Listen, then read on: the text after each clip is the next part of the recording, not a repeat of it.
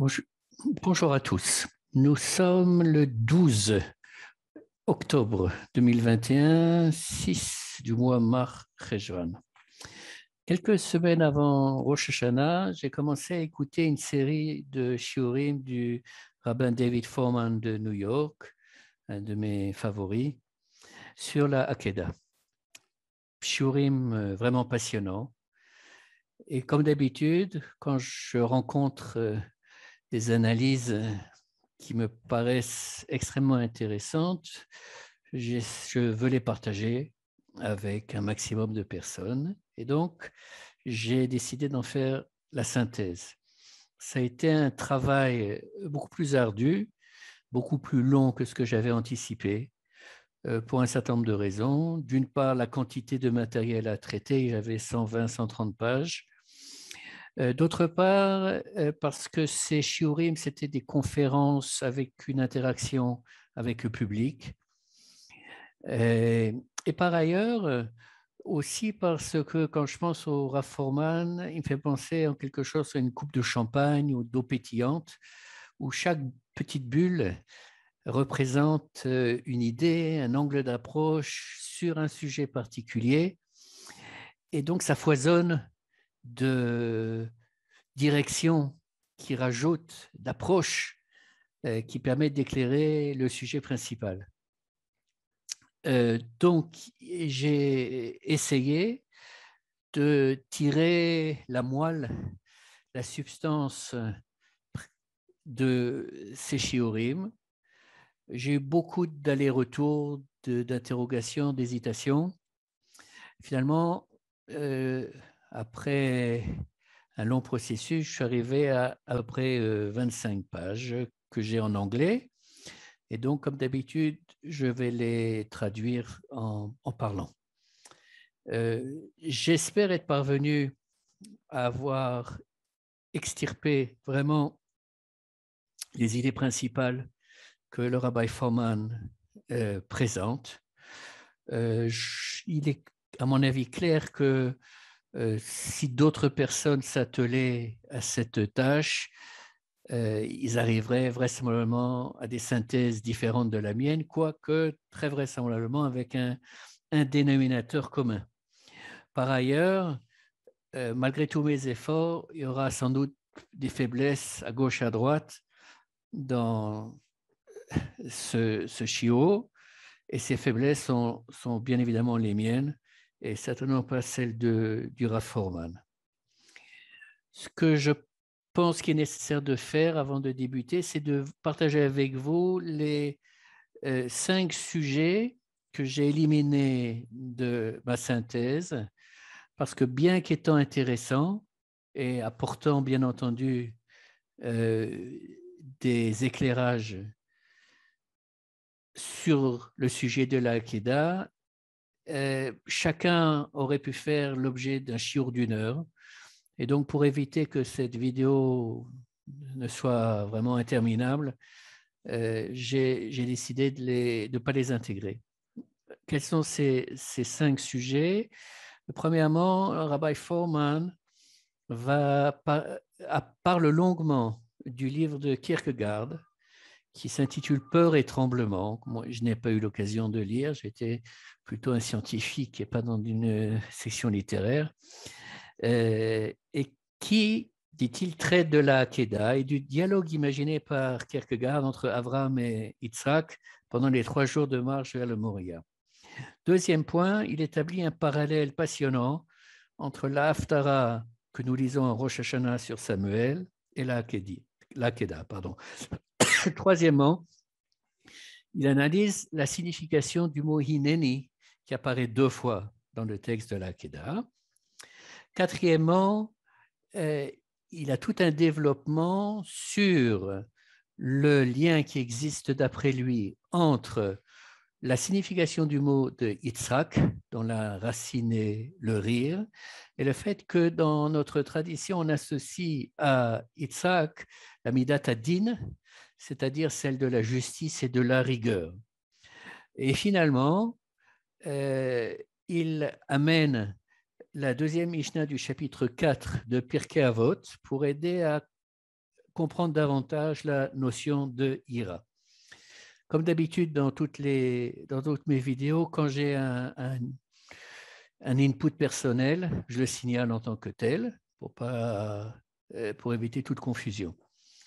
Par ailleurs, pour ce qui est de la traduction française, j'utilise le livre de Kol HaTorah du Rav Eli Munk. Et donc, j'ai à gauche la traduction française et à droite le texte en hébreu. Et je vous recommande, pour profiter davantage de ce JO, d'avoir et le français et l'hébreu. Je pense que ça facilitera. Voilà. Après cette introduction, on attache les ceintures et on débute. Le Rav Fohrman va commencer par un avant-propos qui traite de comment étudier un texte de la Torah. C'est-à-dire que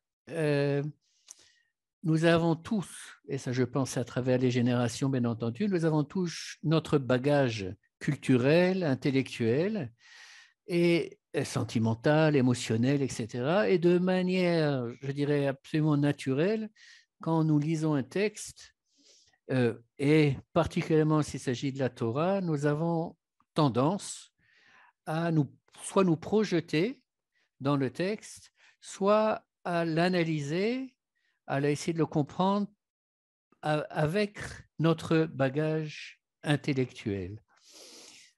Et il cite un exemple qui est assez comique. Il a vu une émission de télévision aux États-Unis, visiblement sur un channel chrétien, il y en a beaucoup, où il y avait une émission consacrée à la Kedat Yitzhak, où participaient des gens, des prêtres, etc. Et l'un d'entre eux, sur la Kedah, a dit la chose suivante: oui, si Abraham avait passé plus de temps à jouer au basketball avec Yitzhak, eh ben, il n'aurait certainement pas sacrifié. Donc, ce type de projection, d'après le Rabbi Fohrman, nous empêche en fait de comprendre et d'analyser ce que le texte veut nous dire. C'est une des difficultés que nous pouvons rencontrer chaque fois que nous étudions, particulièrement, je dirais, le Chumash. Donc, Rav Fohrman dit, il faut d'abord comprendre ce que le texte nous dit, quels sont les problèmes que le texte soulève. Oui. Ensuite, on peut se poser la question, OK, bon, le texte parle de problème 1, 2, 3, 4, mais moi, ce qui me dérange, c'est le problème numéro 5. Et comment, à ce moment-là, essayer de trouver une réponse à ce qui nous préoccupe. Mais ce qui nous préoccupe ne préoccupe pas nécessairement le texte. Et il prend l'exemple suivant pour illustrer cette idée qui est fondamentale. Il prend l'histoire de Yona, le prophète à qui Dieu ordonne d'aller à Ninive et qui s'enfuit et qui est avalé. Il monte sur un bateau, on le jette à l'eau et il est avalé par, mettons, une baleine, enfin un très gros poisson. Aujourd'hui, quelqu'un de moderne, donc, s'il lit le prophète, l'histoire du prophète Yona qu'on lit à l'Haftara de Mincha de Kippour, il peut se dire, mais ça n'a pas de sens cette histoire. Quelle est la probabilité qu'en Méditerranée, une baleine surgisse justement quand on précipite Yona dans l'eau? Ça ne tient pas la route. Oui, c'est clair que ça n'a pas existé, ou bien l'histoire n'est qu'une métaphore, etc., etc. Alors, le Rav Fohrman demande, OK, ce problème du gros poisson, de l'apparition de ce gros poisson à un instant T bien précis, est-ce que c'est un problème que le texte a, ou bien c'est un problème que nous avons en tant que lecteurs modernes? Clairement, c'est un problème que nous pouvons avoir. Pourquoi? Parce que dans le texte, quand on lit le texte de Yona, c'est quelque chose qui est naturel pour l'auteur, celui qui a rédigé le texte de Yona. Le fait qu'il y ait ce gros poisson qui soit arrivé et qui a avalé Yona, ça ne lui pose aucun problème, c'est quelque chose de naturel. Par contre, l'histoire de Yona qui fuit Dieu, au lieu d'aller à Ninive, eh bien, il s'enfuit, il va à Yafo, il monte sur un bateau et s'en va. Est-ce que ça pose un problème au texte? Eh bien, clairement, oui, parce que c'est un prophète, donc il a un niveau prophétique, c'est-à-dire il est capable d'entendre, de percevoir la voix de Dieu. Et quand on regarde l'histoire de nos prophètes, en général, je pense que c'est lui qui fait l'exception à la règle. Quand Akadosh Baruch Hu a un message à faire passer par un prophète, eh ben, le prophète donne le message en question et sans discuter. Donc,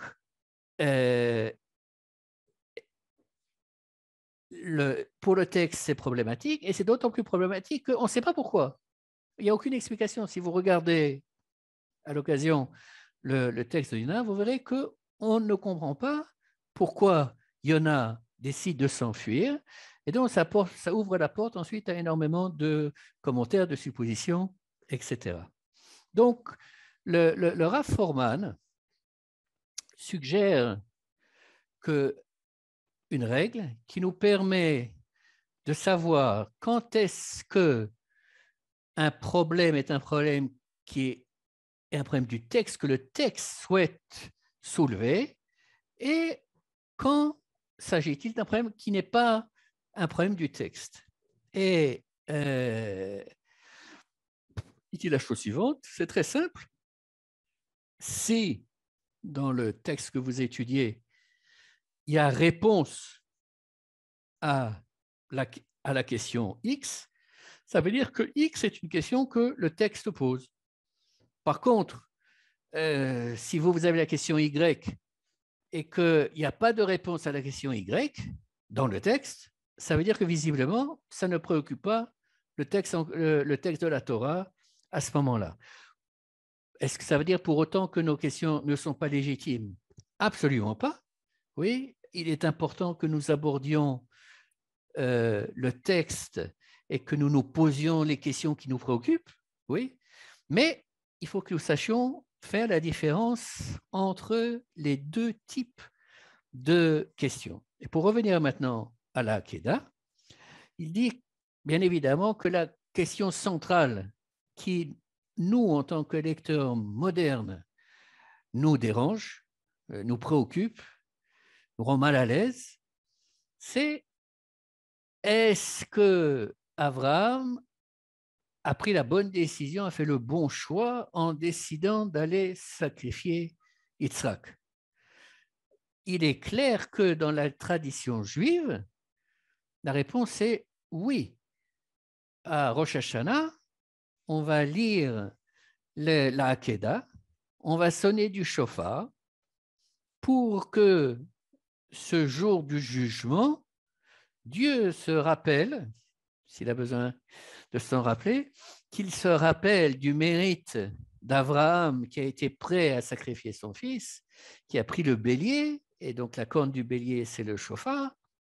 Et donc, clairement, dans notre tradition, Abraham n'est pas considéré comme un meurtrier en puissance, mais comme ayant atteint le summum de, comment dirais-je, d'un niveau, je ne sais pas si c'est de sainteté ou d'autre, un niveau inégalable. Ceci étant dit, en tant que lecteur moderne, on n'est pas nécessairement à l'aise avec notre tradition et le fait qu'ils exonèrent en quelque sorte Abraham de responsabilité. Alors, ce qu'il demande, c'est cette question que je viens de poser, est-ce que Abraham a fait le bon choix? Est-ce que c'est une question à nous ou c'est une question du texte? Alors, il est clair, continue Rabbi Foreman, que cette histoire est une histoire absolument dramatique, déchirante, horrible. Je veux dire, d'un point de vue émotionnel, imaginez que Dieu donne l'ordre à un individu d'aller sacrifier son fils unique. Oui, c'est pire que ça, c'est difficile à imaginer. Et tout le texte tel qu'il apparaît, voilà, tu vas prendre, je vais prendre maintenant le texte du Rav Munk. Dieu dit à Abraham, prends donc ton fils unique, celui que tu aimes, Isaac. Donc il y a une répétition là qui d'après lui, interprétée à différents niveaux, mais là qui fait monter l'intensité dramatique et de la difficulté, et offre-le en holocauste sur une des montagnes que je te désignerai. Voilà comment débute la Hakeda. Pour comprendre donc si le texte, ou qu'est-ce qui préoccupe le texte, le Rav Foreman propose une méthode, je pense qu'elle est utilisée par de nombreux penseurs et de personnes qui analysent la Torah, qui s'appelle en hébreu Mila Mancha, c'est-à-dire un mot-clé ou des expressions qui reviennent fréquemment dans le passage qu'on étudie. Donc, qui nous indiquent en fait qu'elles sont au cœur de l'action, au cœur du texte. Et il se trouve que dans le passage de la Hakeda, dans l'histoire de la Hakeda, et les mots mon fils ou mon père apparaissent 13 fois. À chaque fois qu'on parle de Yitzhak dans la Hakeda, c'est béni, mon fils. Et à chaque fois que Yitzhak parle à Abraham, il va lui dire mon père. Donc, pour le Rav Foreman, il est clair que cette problématique de la relation père-fils est fondamentale pour le texte. Et donc, il faut qu'on l'analyse. Quand on avance un peu dans le texte de la Kedai, donc Abraham est parti avec Yitzhak et 2 personnes qui l'accompagnent. Et voilà ce que le texte nous dit, c'est le passouk, le verset 4. Au 3e jour, Abraham, levant les yeux, aperçut l'endroit dans le lointain. Abraham dit à ses serviteurs, tenez-vous ici avec l'âne. Moi et le jeune homme, nous irons jusque là-bas, nous nous prosternerons et nous reviendrons vers vous. Le Rav Foreman pose la question suivante. De la manière dont Abraham parle à ces 2 personnes qui l'accompagnent, on comprend qu'il va revenir avec Yitzhak. Est-ce que ça signifie, demande le Rav Foreman, qu'Abraham sait qu'il va revenir avec Yitzhak? A priori, non. Il propose l'explication suivante, que s'il avait dit à ses 2 accompagnateurs, bon, écoutez, moi je vais aller avec Yitzhak sur la montagne là-bas, et puis on verra. Il y a de bonnes chances qu'on revienne, mais peut-être qu'il y aura un incident au parcours. On m'a demandé de le sacrifier, donc voilà. S'il s'était exprimé comme ça, quelle aurait été la réaction des 2 accompagnateurs? Peut-être qu'il n'aurait pas laissé Abraham continuer. Donc, Abraham parle de manière, dirais-je, elle n'est pas ambiguë, mais il ne dit pas, entre guillemets, toute la vérité. Bon, enfin, tu dis la vérité, puisqu'il sera revient aussi, mais au moment où il le dit, il ne le sait pas. Quid de Yitzhak? Alors, donc, maintenant, Abraham et Yitzhak sont tout seuls, et le passouk 7 dit Isaac dit à Abraham son père, à nouveau le mot père qui revient, et il dit mon père. Il répondit Abraham, Hineni, me voici mon fils. Yitzhak continue, voici le feu et le bois, mais où est l'agneau de l'Holocauste? Donc, visiblement, Yitzhak se dit, c'est bizarre. Oui, on a du bois, on a un couteau, oui, un silex, peu importe, mais où il est l'agneau? Et là, je dois vous lire le texte en hébreu avant de passer à la traduction française parce que c'est important. Vayomer Avraham Elohim, Vayomer Avraham, Elohim yir'e lo haseh le'ola beni, vayelchu shenehem yachdav. Comment est-ce que le Rav Munk traduit ceci? Abraham répondit, Dieu choisira lui-même l'agneau de l'Holocauste, mon fils. Mais en fait, en hébreu, cette phrase peut être lue de deux manières. Ça dépend où on met la virgule. Donc, je relis. Vayomer Avraham, Elohim yir'e lo haseh le'ola, virgule, béni. Cette première lecture où on place la virgule après le mot le'ola est une lecture simple duquel on peut comprendre qu'effectivement, Isaac peut comprendre qu'effectivement, quand ils arriveront à Moria, Akadosh Baruch Hu pourvoira un agneau.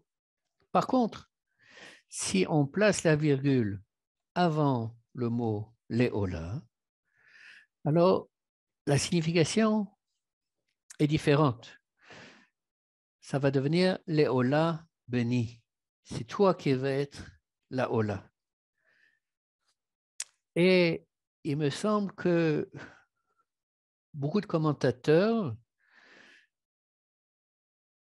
perçoivent que c'est de cette manière-là qu'il faut comprendre ce verset. En d'autres termes, Yitzhak avait 30 ans, Abraham 90 ans, et ce passage qui est un des passages les plus poignants, un des plus poignants de la Hakeda, c'est un passage où Yitzhak réalise que c'est lui qui va être sacrifié. Et c'est ce qui une des choses qui font monter l'intensité dramatique de ce passage. Maintenant, le Rav Forman attire notre attention sur quelque chose de très important. C'est qu'en fait, il y a 3 mots qui apparaissent avant le verset 7 et à la fin du verset 7. Et je vais relire les versets 7 et 8 pour que vous en preniez conscience. ויקח אברהם את עצי העולה וישם על יצחק בנו ויקח בידו את האש ואת המאכלת.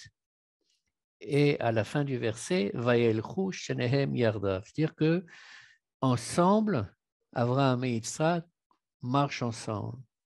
Ensuite, il y a le verset où Yitzhak demande, mais où est l'agneau?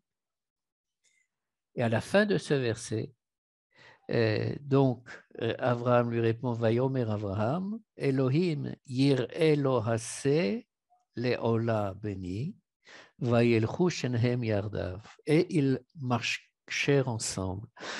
Donc, en d'autres termes, cette union entre Abraham et Yitzhak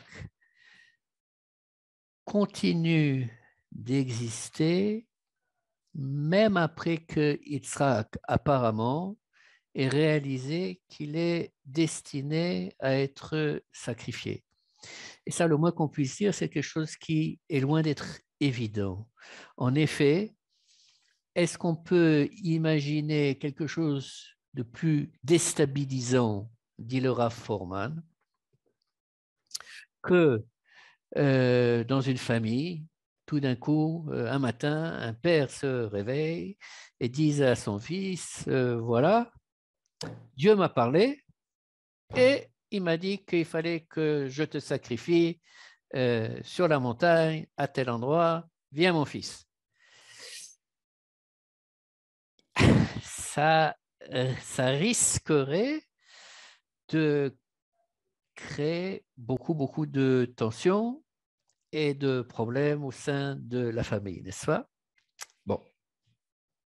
Mais est-ce que pour la Torah, est-ce que pour le texte que nous voulons de lire, bien qu'il exprime une intensité dramatique, est-ce que le texte nous laisse entendre qu'il y a un problème moral qui est soulevé ici, que Abraham soit prêt à sacrifier son fils, à le tuer, et qu'en plus Dieu lui demande?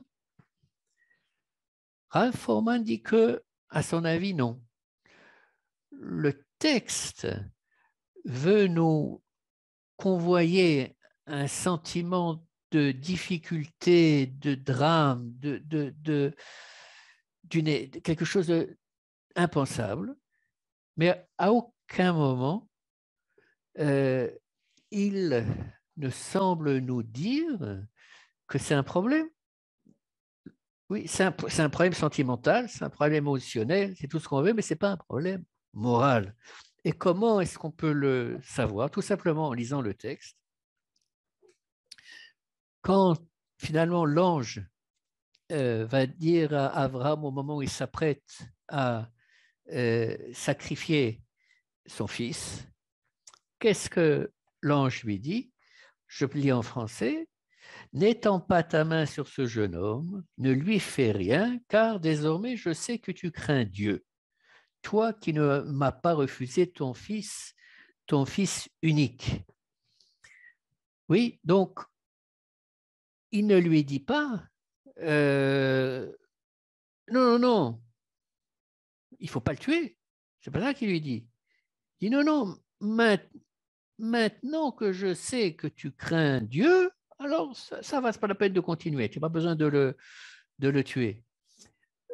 Le Rav Foreman poursuit l'analyse de ce petit passage. Est-ce qu'on est supposé apprendre de ce texte de comprendre pourquoi il ne s'agit pas d'un meurtre? Ou bien est-ce qu'on est supposé apprendre quelque chose d'autre de ce texte? Rav Foreman pense qu'on est supposé apprendre quelque chose d'autre. On ne sait pas encore quoi, mais pas ça. Pourquoi?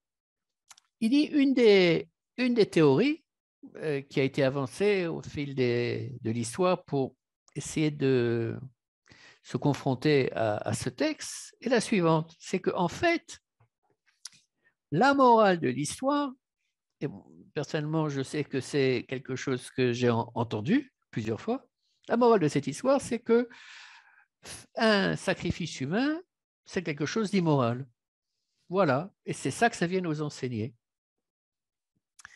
Maintenant, si c'était le cas, vous êtes maintenant l'ange qui doit dire à Abraham, stop. Si le message, c'est que les sacrifices humains sont immoraux, ceux qui sont, oui, qu'est-ce que l'ange aurait dû dire? Il aurait dû dire à Abraham, ne touche pas ton fils parce que on ne tue pas des enfants, on ne fait pas des enfants ou des hommes, on ne sacrifie pas d'humains à Dieu, c'est interdit, il ne faut pas faire une chose pareille. Mais c'est pas ça que l'ange lui dit. L'ange lui dit, c'est pas la peine. Ne le tue pas parce que maintenant je sais que tu crains Dieu. Oui, non pas parce que c'est immoral, mais parce que je sais que tu crains Dieu.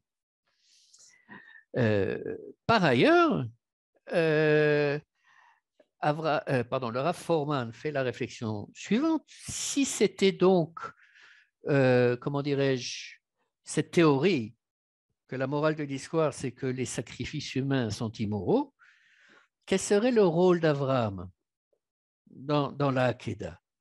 Est-ce qu'il serait un héros comme il est pour nous? Non. Il serait un pion qui aurait été manipulé de manière horrible. Oui.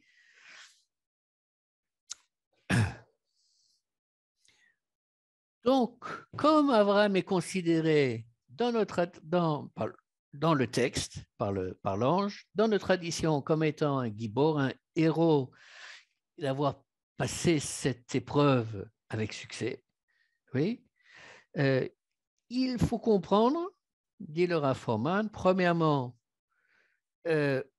pourquoi est-ce que la Torah considère normale la réponse d'Abraham quand Dieu lui dit d'aller sacrifier son fils? Il dit, Hineni, hop, il se lève très tôt le matin et vous connaissez l'histoire. Et deuxième question, si effectivement la conduite d'Abraham est morale, oui, alors quel est l'enseignement? Qu'est-ce que le texte vient nous enseigner? Pour essayer de répondre à cette question, le Rav Fohrman nous ramène au début du texte de la Hakeda et au mot qui est utilisé pour dire sacrifice. Ce mot en hébreu est Ola. En français, c'est traduit par Holocauste. Moi, ça a toujours dérangé, bien évidemment, pour des raisons évidentes, mais le mot en hébreu, c'est Ola. Ola, la racine en hébreu, la signification, c'est une montée. Oui, Aliyah, c'est une montée. Olé Hadash, c'est quelqu'un qui va monter en Israël. Donc, il est clair que la racine du mot Ola est liée à la montée. Donc, le mot holocauste en français, je pense qu'il ne reflète pas bien la véritable signification du mot Ola. L'ordre d'Akadosh Baruch Hu à Avraham est Vaya'aleu Sham Leola. Oui, tu prends donc Yitzhak, ton fils, celui que tu aimes, etc. Vaya'aleu Leola. Si on devait faire une traduction littérale de Vaya'aleu Leola, on dirait fais-le monter en montée, ce qui ne veut pas dire grand-chose, mais c'est la traduction littérale de Vaya'aleu Leola. Et le Rav Fohrman cite un Rashi qui qualifie de bizarre et dont il a le sentiment que on ne comprend pas, on le comprend pas. C'est-à-dire qu'on approche Rashi d'une certaine manière, mais ce n'est pas ça qu'il veut dire. Donc, qu'est-ce que Rashi dit apparemment? Que Dieu n'a jamais dit à Abraham de tuer Yitzhak. C'est vrai, le mot tarok, le mot tuer n'apparaît pas dans le texte de la Keda. Quel est le mot qui apparaît? C'est le mot de la lot, le faire monter en tant que hola. Et Rashi dit, sur Vayaleu, lo amarlo charteu. Dieu n'a pas dit à Abraham de le, comment dirais-je, le tuer avec le couteau.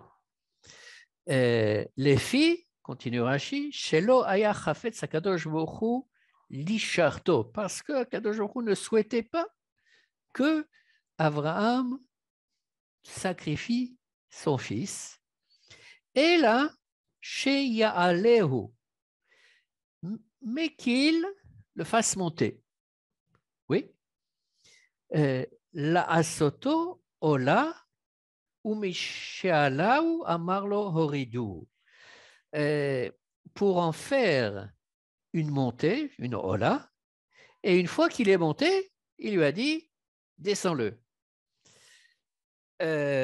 Donc, c'est un pshat, oui, avec une analyse littérale vraiment de Rashi, mais le Rav Horman pose la question suivante. Il dit comme ça, quand on lit ce Rashi, on a le sentiment que le problème qui préoccupe Rachi est le même que celui qui nous préoccupe à nous. Comment est-ce que Dieu peut donner à Abraham l'ordre de sacrifier son fils? Donc, la manière que Rachi a de sortir de cette problématique, c'est de dire, mais il ne lui a pas demandé de le sacrifier, il a simplement demandé de le faire monter en montée. Mais le Rav Horman pense que cette manière de comprendre ce Rashi est inexacte. Et pour plusieurs raisons. Il dit, ça n'a pas de sens. Faire passer cette épreuve qui est tellement terrible, et à Abraham, et à Yitzhak, alors que, entre guillemets, il n'y avait pas de sacrifice en vue, et il s'agit de faire monter, de faire descendre, ça ne tient pas la route. Donc, pour le Rav Horman, en fait, Rashi est oui convaincu que l'épreuve est bien l'épreuve à laquelle Abraham doit faire face, mais il a un problème technique. En ce sens que comment est-ce que Dieu peut mentir à Abraham, sachant qu'il va l'arrêter au dernier moment, et que Dieu est le symbole de la vérité, et on dit que son sceau est Émet. Donc, pour se sortir de ce problème technique, si j'ose dire, le Rav Horman dit que Rashi décrit ce qu'on appelle en français un pieux mensonge. Ça, c'est un premier niveau. Un deuxième niveau, c'est qu'il pense que ce qui préoccupe ou ce que Rashi pense est lié à quelque chose qui est écrit dans le Zohar à propos de la Hakeda. Et dans le Zohar, il est écrit que à un certain niveau mystique, les cendres d'Isaac ont été laissées dispersées sur le mont Moria près de l'autel. Donc, qu'est-ce que ça veut dire? Puisqu'Isaac n'a pas été tué là-bas finalement. Donc, qu'est-ce que le Zohar veut dire? La proposition de compréhension du Rav Horman est la suivante. Il dit voilà, à un niveau mystique, l'âme est une sorte de partie du divin, c'est un niveau qui ne meurt pas. Et quand l'âme se rapproche de Dieu, eh bien, elle va rester avec lui. Ce contact, qui est un contact que nous ne pouvons pas décrire, mais je pense qu'il y a dans pas mal d'histoires chassidiques que j'ai lues, on parle de Aliyot Neshama, d'élévation de l'âme. Chez Yitzhak, visiblement, c'est un niveau encore supérieur. Une fois que l'âme, en quelque sorte, se détache du corps et se rapproche de Dieu, comment peut-elle revenir sur Terre? Comment peut-elle revenir dans le corps? Elle est trop bien là-bas, elle n'a pas envie de revenir. Et donc, ce que le Rav Horman propose, et il rajoute un point, enfin c'est moi qui le rajoute, c'est-à-dire que cette expérience au niveau mystique est tellement intense qu'elle va en fait changer l'être, qu'elle va changer la personne qui a cette expérience. Et donc le Rav Horman dit que ce que le Zohar veut dire, c'est que le Yitzhak d'avant la Hakeda et le Yitzhak d'après la Hakeda, c'est plus le même Yitzhak. Il est passé à un niveau supérieur, mais de loin, et il a été en quelque sorte consacré. Oui. Et dans la tradition juive, quand on consacre quelque chose, un objet, un animal, une personne, elle a un statut très très particulier. Et donc le Yitzhak qui, d'après la Hakeda, est un Yitzhak entre guillemets consacré, dont l'être a été profondément changé, et peut-être, ça c'est moi qui rajoute, peut-être ça explique également pourquoi après la Hakeda, les chemins d'Abraham et de Yitzhak se séparent, bien qu'en allant, ils sont allés ensemble. Après, ils se séparent, non pas parce que la relation entre Abraham et Yitzhak a été endommagée, mais parce que Yitzhak a visiblement besoin de digérer peut-être de son nouvel état. Maintenant, Raph, on m'a dit on n'a toujours pas résolu notre problème qui nous préoccupe. Comment est-ce que Dieu peut demander une telle chose à Abraham et comment Abraham peut accepter de faire ce qu'il pense qui doit être fait. Et donc, il dit, il y a deux questions principales. Premièrement, pourquoi est-ce que Abraham a accepté l'ordre, le commandement de Dieu? Et deuxièmement, pourquoi Dieu lui a donné un tel commandement? Maintenant, si on doit examiner ces deux questions, quelle est la question qui est plus importante? Raffoman dit, à son avis, il est clair que c'est la deuxième question qui est la plus importante. En effet, si on arrive à comprendre pourquoi Dieu peut donner cet ordre à Abraham, alors on pourra peut-être plus facilement comprendre pourquoi Abraham accepte de suivre cet ordre.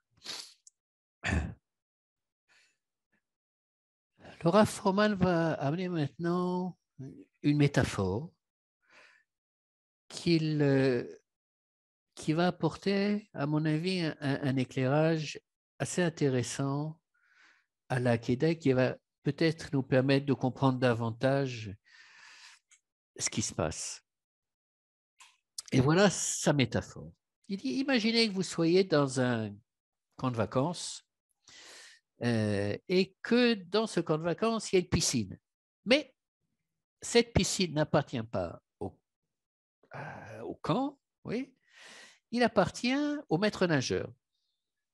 Et le maître nageur a déterminé des règles. Quand doit-on, peut-on rentrer dans la piscine et quand doit-on en sortir? Comment ça fonctionne? C'est très simple. Il a un sifflet, il siffle dedans, ça veut dire, hop, on peut rentrer dans la piscine. Et la deuxième fois qu'il siffle, c'est le signe qu'il faut sortir de la piscine. Alors, c'est clair que si on est des enfants, ou même pas uniquement, on est dans la piscine, on est content, on a envie d'en rester. Oui, on est allé dans la piscine pour nager, pour jouer, ce que je sais moi. Mais donc, quand le maître nageur siffle la deuxième fois, ben, on n'a pas très envie de sortir, mais il n'y a pas le choix parce que ce sont les règles. Et en sifflant une deuxième fois, le maître nageur n'a fait rien de mal. Il n'a pas fait un acte immoral. C'est ça les règles. La première fois qu'on siffle, on rentre. La deuxième fois qu'on siffle, on sort. Point barre. Et donc, l'analogie du Rav Forman, c'est de dire que, en fait, la piscine, c'est la vie. Dieu est celui qui nous donne la vie. C'est le premier coup de sifflet.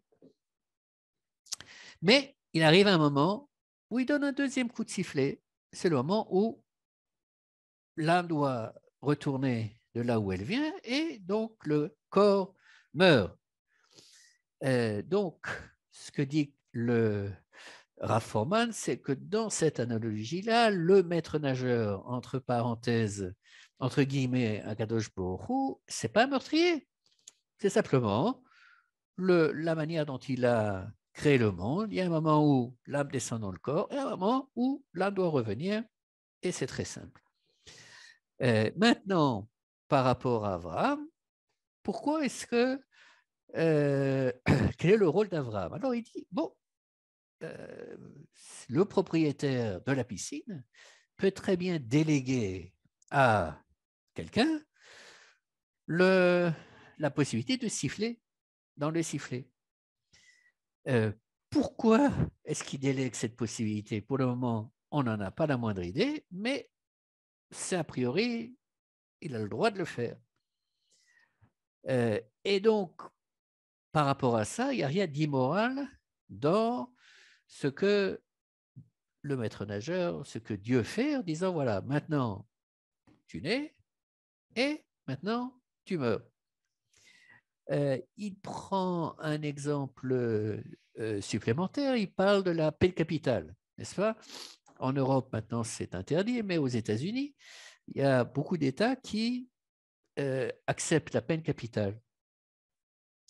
Donc, il y a beaucoup de condamnés à mort, on le sait, et donc, il y a on appelait ça des bourreaux il y a longtemps, mais il y a un groupe de personnes dont le rôle est d'appuyer sur un bouton. Personne ne sait, si c'est une chaise électrique par exemple, quel est celui qui va,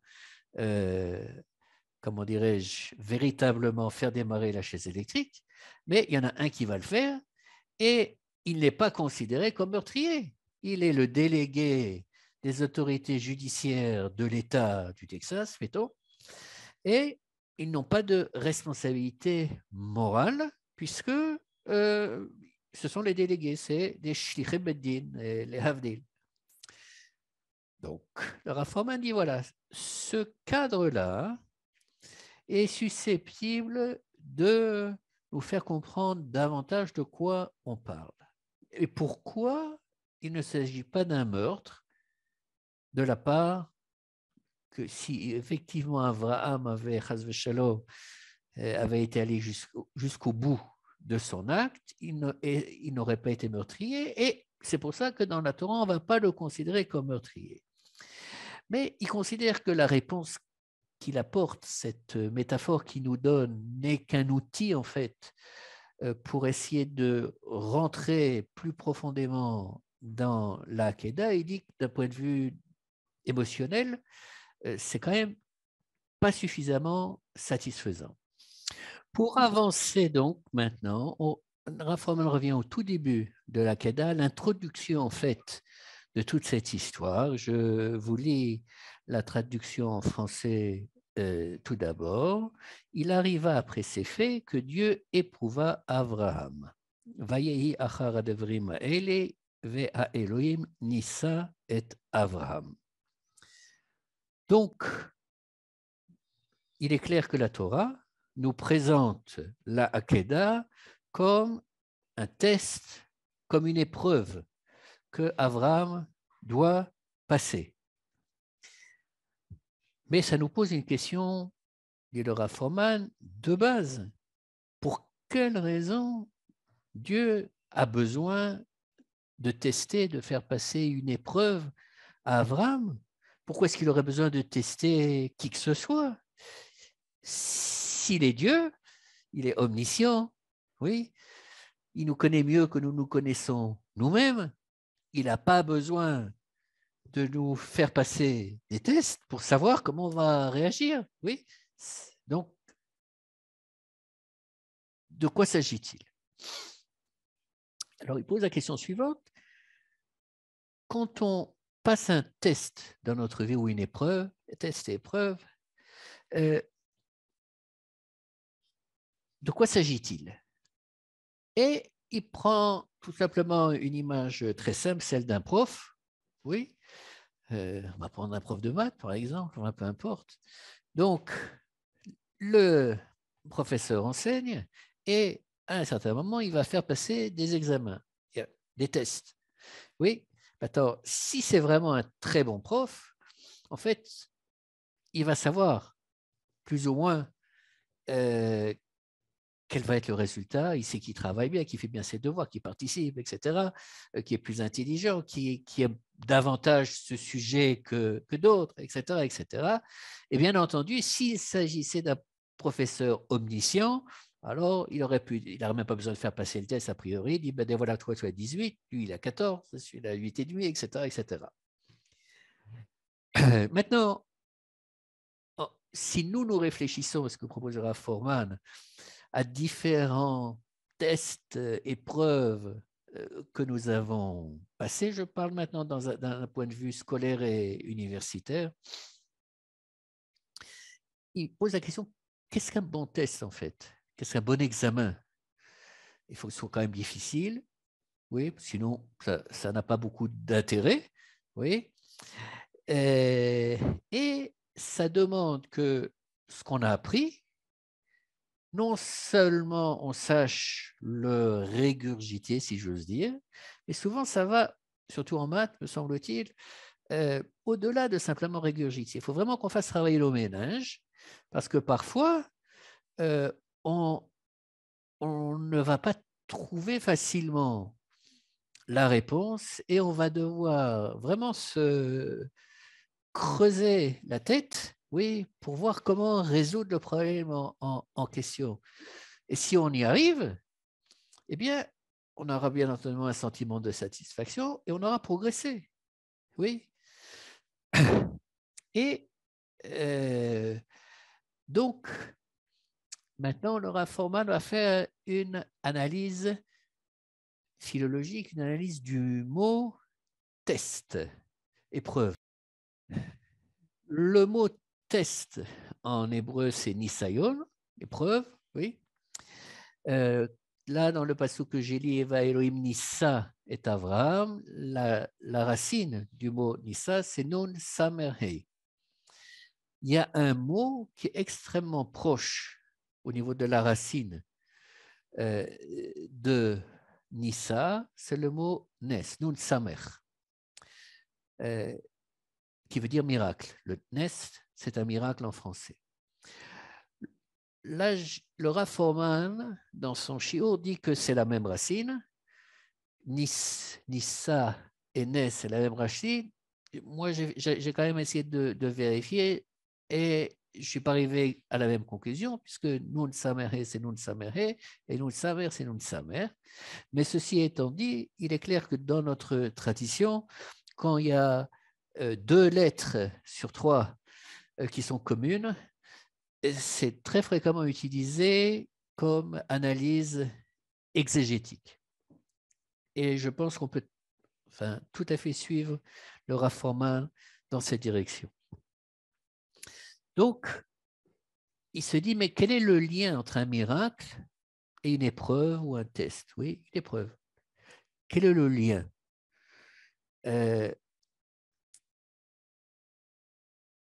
Il dit qu'il doit avoir un aspect de révélation. Oui, c'est-à-dire que l'épreuve va faire révéler chez nous quelque chose et le miracle, c'est une sorte de révélation, c'est Akadosh Baruch Hu qui, d'une certaine manière, apparaît dans le monde.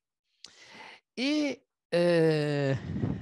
pour nous faire avancer dans cette étude, le Rav Forman fait appel à un chazal qui est assez spécial, particulier, et ils disent, ils ne donnent pas la source exacte, mais c'est je me souviens que c'est dans une Mishnah, me semble-t-il, mais je peux me tromper. Dans ce chazal, ils disent la chose suivante. Ils disent que quand Akadosh Baruch Hu, à propos du miracle de la mer Rouge, oui, il dit que Akadosh Baruch Hu a fait une condition avec l'eau quand il a créé le monde dans les 6 jours de la création. Et quelle était cette condition? Que l'eau soit prête à s'ouvrir, oui, à se séparer pour laisser passer les Béné Israël. C'est quand même une idée un peu étrange, oui. Après tout, est-ce que Dieu n'est pas suffisamment puissant pour pouvoir décider à n'importe quel moment de changer quelque chose dans la création? Oui. Pourquoi aurait-il besoin de, si on lit ce Chazal à l'aide, d'avoir l'accord, une condition, oui, avec l'eau? Alors le Rav Forman dit que en fait, ça nous permet de comprendre ce qu'est un miracle, quelle est la définition d'un miracle d'après Chazal. Donc, il dit c'est simple. Dans les scientifiques, quand ils étudient notre univers, oui, ils voient des phénomènes, ils les analysent, ils déterminent des motifs, oui, ils déterminent des séries, des enchaînements qui se passent. Si je prends un objet, que je le lâche, il va tomber, que la Terre tourne du Soleil, etc., etc. Et donc, il détermine comme ça ce qu'on va déterminer comme étant les lois de l'univers qui, bien évidemment, on en a découvert de plus en plus au fil des années. Mais il se peut qu'il y ait maintenant quelque chose qui va briser, entre guillemets, briser, qui va ne pas rentrer dans ces lois. Donc, un événement surnaturel, un miracle. Et le Rav Forman dit, il y a 2 possibilités de comprendre cet événement surnaturel qui apparaît. Le premier, c'est ce que je viens de dire, c'est qu'il y a une loi qui est tout d'un coup brisée. Et je cite Yoshua ben Nun, et le soleil s'arrête d'après la Torah à un certain moment. Ça, c'est donc un miracle, puisque le soleil n'est pas censé s'arrêter. Oui, enfin, où la Terre tournait, il y a quelque chose qui est vraiment supernaturel. Mais il y a une deuxième possibilité pour comprendre ce phénomène. Et quel est-il? C'est qu'en fait, on n'a pas compris quelle était la véritable loi de l'univers en question. Oui, il y avait une exception, mais cette exception-là, en fait, elle va nous faire changer notre compréhension de la loi en question. On va peut-être aboutir à une autre définition de la loi. Et donc, le Rabbi Foreman dit, voilà, il semble que Chazal, dans le passage qu'il cite, euh, exprime l'idée que les miracles, en fait, sont partie intégrante de la nature. C'est-à-dire que quand Dieu a créé l'eau, H2O, oui, euh, il lui a dit, bon voilà, tu es H2O, tu as un certain nombre de propriétés chimiques, et ça va fonctionner tout le temps, sauf à un certain moment où j'ai besoin que tu te comportes de manière différente. Oui, en l'occurrence, au passage de la mer Rouge. Donc, euh, le, donc pourquoi Raforman développe ce point-là, explique-t-il? C'est parce qu'en fait, si on regarde le miracle de cette deuxième manière-là, c'est qu'il y a quelque chose qui est caché dans la nature de l'eau, oui, que personne n'a vu précédemment et qui va se révéler à un certain moment de l'histoire, là au passage de la mer Rouge.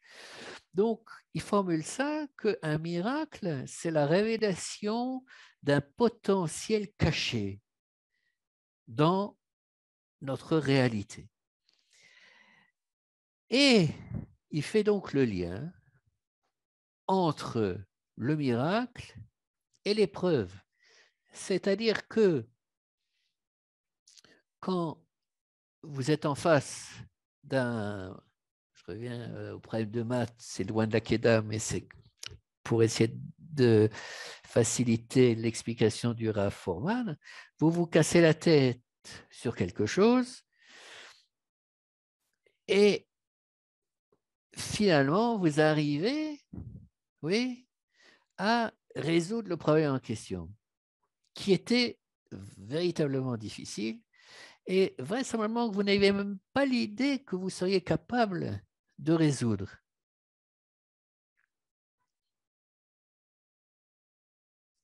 Et Rav Foreman cite le Ramban, qui dit la chose suivante. Il dit, Dieu est omniscient. Donc, il est clair que s'il fait passer à un individu une épreuve, ce n'est pas pour lui-même, pas pour Dieu lui-même. Il sait ce qui va se passer. Par contre, le test, l'épreuve, c'est pour la personne qui doit la passer, de telle sorte qu'il arrive à se dépasser. Il arrive à un niveau supérieur au niveau où il était précédemment, alors qu'il ne savait pas qu'il pouvait arriver à ce niveau-là. Et donc le Ramban dit que au niveau d'Abraham, on arrête avec les maths, Abraham était arrivé dans sa relation avec Akadosh Baruch Hu à un niveau X, et l'objectif de la Hakeda, c'était de le faire parvenir à un niveau encore plus élevé que celui qu'il avait déjà atteint.